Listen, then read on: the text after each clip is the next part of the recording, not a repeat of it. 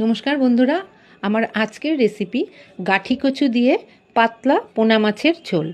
এক এক সময় রিচ খাবার খেতে খেতে একদম ভালো লাগে না, তখন এই পাতলা মাছের ঝোলটা খেতে কিন্তু অসাধারণ লাগে। তো চলুন বন্ধুরা, দেখে নেওয়া যাক রেসিপিটা। সবাইকে স্বাগত জানাচ্ছি আমার আজকের রেসিপিতে। প্রথমে আমি মাছগুলো কেটে পরিষ্কার করে ধুয়ে নুন হলুদ মেখে কড়াইতে দিয়ে দিলাম সর্ষের তেল, তারপরে মাছগুলো ছেড়ে দিলাম। ভালো করে উল্টে পাল্টে মাছগুলো ভেজে তুলে নিচ্ছি। এখন আমি ওই তেলের মধ্যে আরও কিছুটা সর্ষে তেল দিয়ে দিলাম হাফ চামচ গোটা জিরে। জিরেটা একটু ভেজে নিয়ে দিয়ে দেবো লম্বা করে কেটে রাখা গাঁটিটা, আমি আগে থেকে সেদ্ধ করে নিয়েছিলাম। ভালো করে নুন হলুদ দিয়ে লাল লাল করে ভেজে নিলাম। তারপরে আমি একটা মশলা তৈরি করে রেখেছি।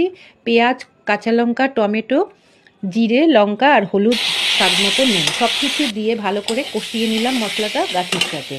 গাঁঠি কচুটা আমার সেদ্ধই করা আছে। তারপরে আমি গ্রেভির জন্য জল দিয়ে দিলাম। যেহেতু পাতলা ঝোল বলেছি তাই আমি এখানে একটু জল বেশি দিলাম।